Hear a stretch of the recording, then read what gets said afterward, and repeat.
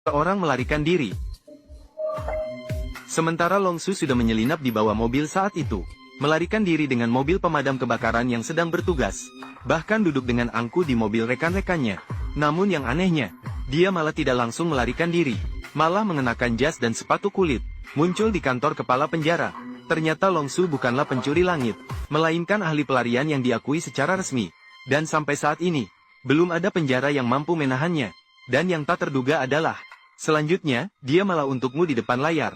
Pendapatannya sehari hanya 500 juta dolar, diinvestasikan ke penjara pribadi yang disebut makam hidup mati.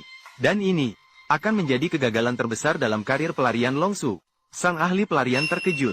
Ia dipenjara di dalam penjara yang tak bisa dia lari. Dia hampir tidak percaya pada matanya sendiri.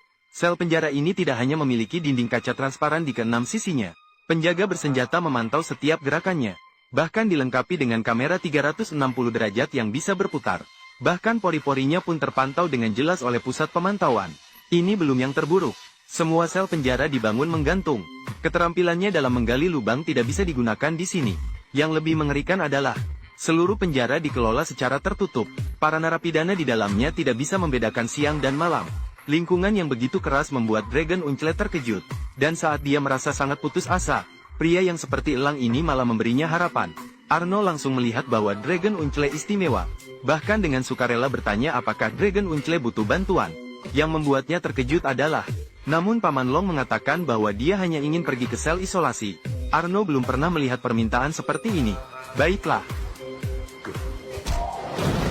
Apakah kamu benar-benar membantuku seperti ini? Terkadang memukulmu adalah cara untuk membantumu. Kemudian, dua orang tua yang berusia total 140 tahun itu langsung terlibat dalam perkelahian. Penonton di sekitar juga dengan cepat ikut meneriakkan dukungan. Dan setelah petugas penjara keluar untuk menghentikan mereka, Paman Long akhirnya dikirim ke sel isolasi sesuai keinginannya.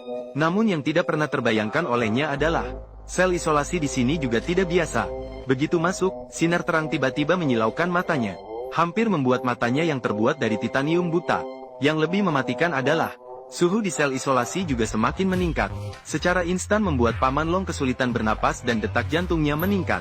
Namun ketika dia menyadari bahwa dia harus melarikan diri, dia tetap menahan rasa sakit dan meraba-raba struktur di dalamnya. Akhirnya, usahanya tidak sia-sia. Dia menemukan paku di lantai sebagai jalan keluar.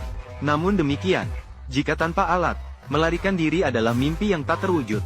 Sayangnya, dia harus mengambil risiko. Minta Arnold mencari sehelai logam yang licin. Dan berjanji akan melarikan diri bersamanya setelah berhasil. Namun, dia tidak pernah menyangka. Tiba-tiba Arnold menemukan sang kepala penjara.